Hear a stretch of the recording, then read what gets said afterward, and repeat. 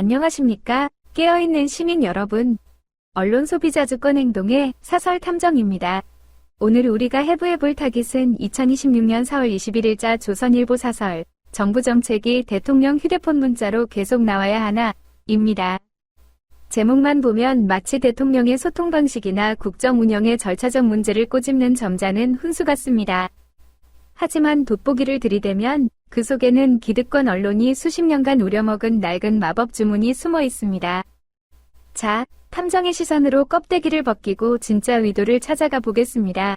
1. 현상과 본질, 소통 비판으로 포장한 기득권 수호. 기사가 말하는 껍데기, 팩트는 이렇습니다.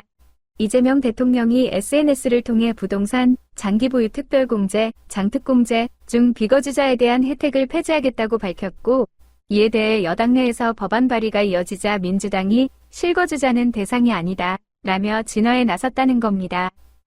사설은 이를 두고 당정청 사전 조율 없는 섣부른 SNS 국정운영이라고 비판합니다. 하지만 이 기사가 실제로 유도하려는 프레임, 인텐트는 따로 있습니다. 바로 세금 폭탄론의 부활입니다.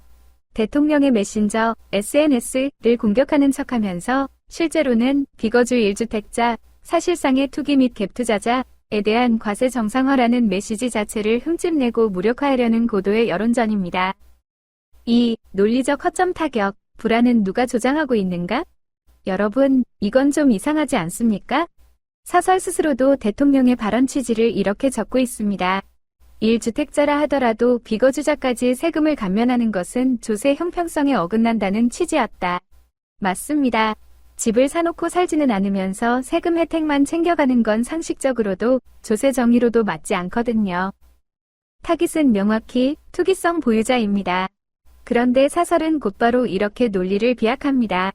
보유공제를 폐지하면 실거주자 세금 부담까지 커질 수 있다는 우려가 나왔다. 장기 실거주자들까지 불안해하고 있다. 합리적으로 추론해보자면 민주당 수석 대변인이 분명히 대통령 발언은 투기를 겨냥한 것이지 실거주자 혜택 폐지가 아니면 세금 폭탄 주장은 명백한 거짓 선동이라고 못을 박았습니다.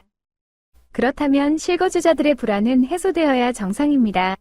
그런데도 사설은 마지막에 장기 실거주 보유자에 대한 양도세가 어떻게 변경될지에 대해 구체적 설명을 못하고 있다며 억지를 부립니다.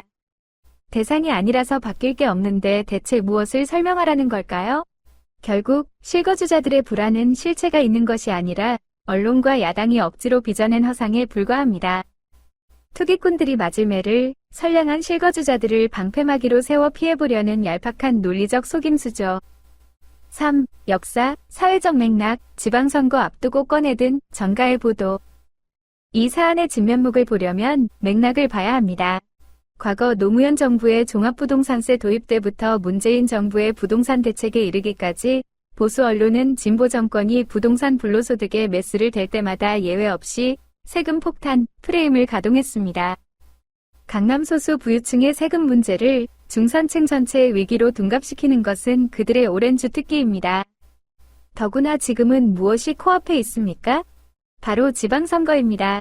기득권 언론 입장에선 증세는 악이라는 공포심을 자극해 보수층을 결집하고 중도층을 흔들어야 할 타이밍입니다. 비거주자 과세라는 합리적인 정책을 대통령의 독단적인 SNS 폭주로 프레이밍함으로써 정부의 국정운영 능력을 깎아내리고 부동산 기득권을 지켜내려는 일석이조의 노림수인 것입니다. 사설 탐정의 결론, 대통령이 정제되지 않은 SNS를 통해 중대한 정책을 먼저 불쑥 던지는 방식, 물론 절차적으로 아쉬울 수 있고 비판받을 수 있습니다. 하지만 우리는 그 손가락이 가리키는 달을 봐야 합니다. 집은 사는 바이 것이 아니라 사는 라이브 곧이라는 시민의 상식, 그 상식을 제도로 만들려는 시도를 소통 방식의 흠결로 덮어버리려는 언론의 교묘한 마술에 속아서는 안 됩니다. 거주하지 않는 집에 주어지던 부당한 세금 혜택을 걷어들이는 것은 세금 폭탄이 아니라 조세 정상화입니다. 언소주 사설 탐정의 브리핑은 여기까지입니다. 구독과 좋아요는 진실을 찾는 큰 힘이 됩니다. 다음 시간에 뵙겠습니다.